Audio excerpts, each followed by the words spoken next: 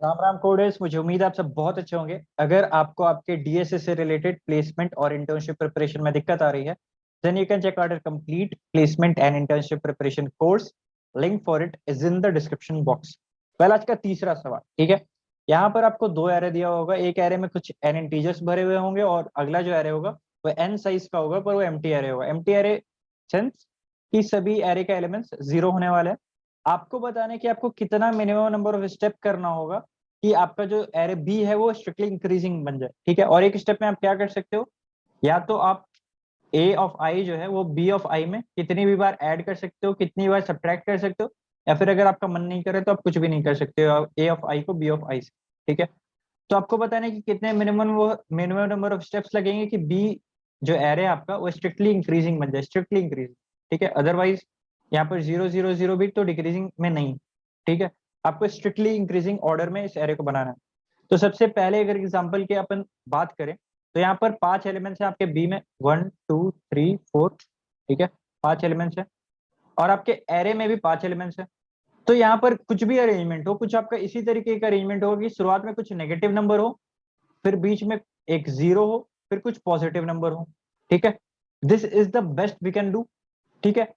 और मतलब सॉर्टेड अगर मुझे कंडीशंस चाहिए तो यही कंडीशन हो सकता है, ठीक है। और इस कंडीशन को करने के लिए हो सकता है कि मुझे एक भी नेगेटिव नंबर ना जरूरत पड़े, हो सकता है कि मुझे जीरो करने का एक भी बार जरूरत ना पड़े, हो सकता है कि मुझे पॉजिटिव ना करना पड़े।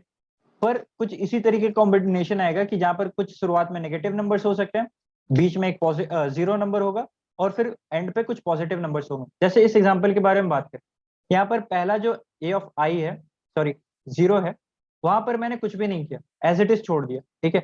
अगले वाले पे मुझे क्या करना पड़ेगा, एज इट इज अगर मैं छोड़ दूंगा तो पीछे वाले से बराबर हो जाएगा।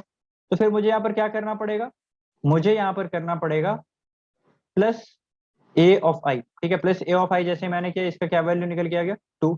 अगर यहाँ पर माइनस ए ऑफ आई में कर देता तो ये आता -2, तो ये स्ट्रिक्टली डिक्रीजिंग ऑर्डर में चल जाता। पर मुझे स्ट्रिक्टली इंक्रीजिंग ऑर्डर में करना है। अगले बार में मुझे क्या करना पड़ेगा, +3, अगले बार में मुझे +4, अगले बार में मुझे +5। मतलब बेसिक कॉरेस्पॉन्डिंग जो भी ए ऑफ आई है उसको मुझे प्लस करना पड़ रहा है यहाँ पर, ठीक है। अब यहाँ पर मुझे कितने स्टेप करने पड़े, यहाँ पर आप देखो तो यहाँ पर आपको 4 स्टेप करने पड़े, 1 2 3 4, ठीक है। और दिस इज द आंसर। अगर आपका एरे कुछ इस टाइप से होता, 5 4 3 2 1, ठीक है, और ये आपका बी ऑफ आई है, तो यहाँ पर आप क्या करते, शुरुआत में -5 कर देते, अगले बार में -4 कर देते, अगले बार में -3 कर देते, अगले बार में -2 कर देते, और अगले बार कुछ भी नहीं करते। तो आपका स्ट्रिक्टली इंक्रीजिंग ऑर्डर में बन गया, -5 -4 -3 -2 0, ठीक है। स्ट्रिक्टली इंक्रीजिंग बन गया। यहाँ पर कितने स्टेप लगे, 4। यहाँ पर कितने नेगेटिव है, 4। कितने पॉजिटिव है, 0। कितना जीरो है, 1, ठीक है।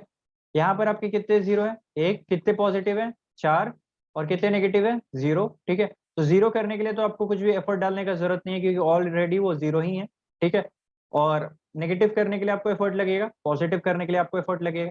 तो this is the best we can do, ठीक है। अगर आप यहाँ पर कंस्ट्रेंट्स को देखें तो कंस्ट्रेंट आपको बहुत ही प्यारा सा 5000 के अंदर दिया हुआ है, ठीक है। 5000 अगर है आपका कंस्ट्रेंट, तो इसका मतलब क्या होगा कि एन स्क्वायर आपका कहाँ पर जाएगा, 10⁻³ के रेंज में। एन स्क्वायर कहाँ पर आपका जाएगा, 10⁻6 के रेंज में जाएगा। बहुत ज्यादा बुरा हुआ जैसे 5 है तो 5 × 5 25 जाएगा। तो इसका वर्स्ट केस आपका जा सकता है 10⁻7, ठीक है। और ये भी वेल एक्सेप्टेड रेंज में है, ठीक है। ऑर्डर ऑफ एन टाइप के ही अगर आप ऑर्डर ऑफ एन स्क्वायर का ही कर रहे हो तो भी ये वेल एक्सेप्टेड वाले रेंज में है, ठीक है।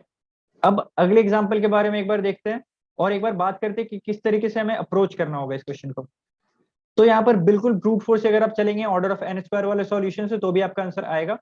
अब यहाँ पर मैं क्या करता हूँ, मैं हर एक वैल्यू पे चल जाता हूँ। यहाँ पर आपका कितना वैल्यू, 7, 1 2 3 4 5 6, ठीक है।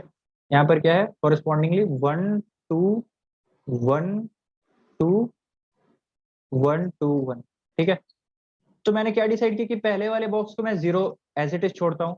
तो अगले बारे में मुझे क्या करना पड़ेगा, प्लस करना पड़ेगा। तो मुझे प्लस जैसे ही मैंने किया तो मुझे यहाँ पर +2 करना पड़ेगा, मतलब +2 होगा, स्टेप एक ही लगेगा। तो यहाँ पर मैं स्टेप लिख रहा हूँ, एक स्टेप लगा और यहाँ पर आ गया 2। यहाँ पर मुझे क्या करना पड़ेगा, +3 करना पड़ेगा, तो इसके लिए स्टेप कितना लगेगा, 3 स्टेप लगेगा। यहाँ पर मुझे +4 करना पड़ेगा तो स्टेप कितना लगेगा, 2 स्टेप लगेगा। यहाँ पर 4 हो गया।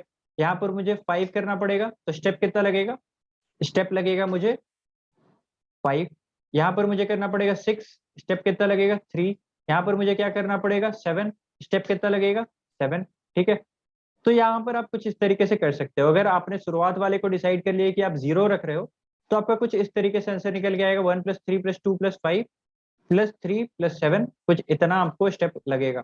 ठीक है, अभी यहाँ पर तो मैंने कुछ इस तरीके से डिसाइड किया कि मैंने पहले वाले को 0 कर लिया।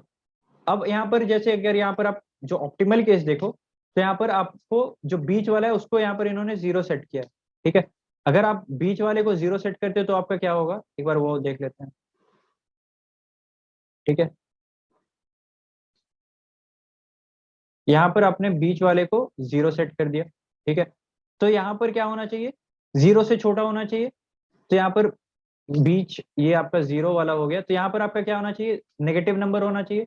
तो एक बार -1 कर देते तो यहाँ पर आ गया -1 स्टेप के, सॉरी यहाँ पर आ गया -1 स्टेप कितना लगा 1। यहाँ पर आपको कितना चाहिए, -2 चाहिए एटलीस्ट, -1 से छोटा चाहिए, मतलब -2 से चालू होगा। तो यहाँ पर आप -2 कर दोगे, आपको कितना स्टेप लगेगा, क्योंकि ये ऑलरेडी 2 ही वैल्यू, तो यहाँ पर आपको एक स्टेप लगेगा।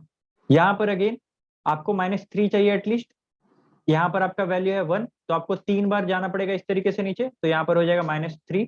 आपको स्टेप कितने लगे 3, यहाँ पर +1 +1, यहाँ पर टोटल स्टेप लगे 5। ठीक है, यहाँ पर आप क्या करोगे, 0 है यहाँ पर, तो आगे वाला स्ट्रिक्टली पॉजिटिव होना चाहिए। तो यहाँ पर आपको क्या करना पड़ेगा, +1 एटलीस्ट, यहाँ पर हो जाएगा +1, और इसके लिए स्टेप कितना लगा आपको 1। यहाँ पर आपको क्या करना पड़ेगा +2। ठीक है, स्टेप कितना लगेगा 1, क्योंकि यहाँ पर का जो वैल्यू है वो 2 ही है। फिर यहाँ पर आपको क्या करना पड़ेगा एटलीस्ट 3, यहाँ पर आपका वैल्यू है 1, तो आपको 3 बार प्लस प्लस प्लस करना पड़ेगा, तो यहाँ पर आपका स्टेप लगेगा 3। टोटल अगर आप स्टेप काउंट करेंगे तो इधर 5 इधर 5, टोटल आपको लगे 10। ठीक है, तो ये आपको 10 स्टेप लग गए। तो बिल्कुल ये अप्रोच है, आप हर एक जगह पे जाओगे, हर एक इंडेक्स को आप 0 करोगे, उसके लेफ्ट वाले सभी को आप नेगेटिव करोगे, उसके राइट वाले सभी को आप पॉजिटिव करोगे, और आप चेक करोगे कि किस रेंज में, किस आई के वैल्यू पे आपका जो नंबर ऑफ ऑपरेशन है वो मिनिमम आ रहा है, आप उसको रिटर्न कर दोगे, and it is well accepted.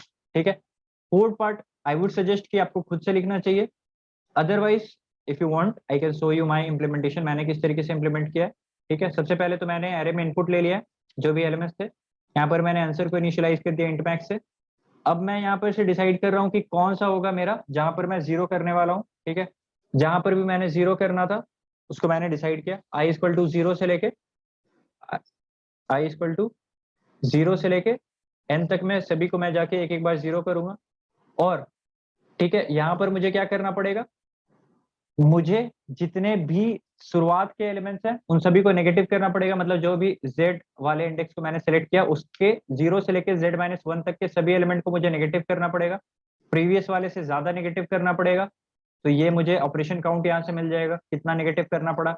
उसी तरीके से मैं जब आगे जाऊंगा z+1 से n-1 तक, z+1 से n-1 तक मुझे सभी पॉजिटिव चाहिए, और कैसे पॉजिटिव चाहिए कि प्रीवियस वाले से बड़े निकल के। ठीक है, तो अगेन मुझे काउंट कर लूंगा मुझे कितने से ऑपरेशन लगने वाले हैं, और मैं उसको आंसर में ऐड कर दूंगा, और प्रीवियस को मैं अपडेट कर दूंगा कि प्रीवियस मुझे क्या हो गया। ठीक है, और इसके बाद जिस भी, मतलब आंसर में जिस भी इंडेक्स पे आपका मिनिमम नंबर ऑफ 0 आएगा उसको आप स्टोर कर लोगे अपने फाइनल आंसर में, यहाँ पर को आपने इनिशियलाइज किया answer equal to int max से। ठीक है, और after doing all this iteration जो भी आपका आंसर होगा that will be your final answer, जो भी मिनिमम नंबर ऑफ स्टेप होगा यू कैन रिटर्न इट।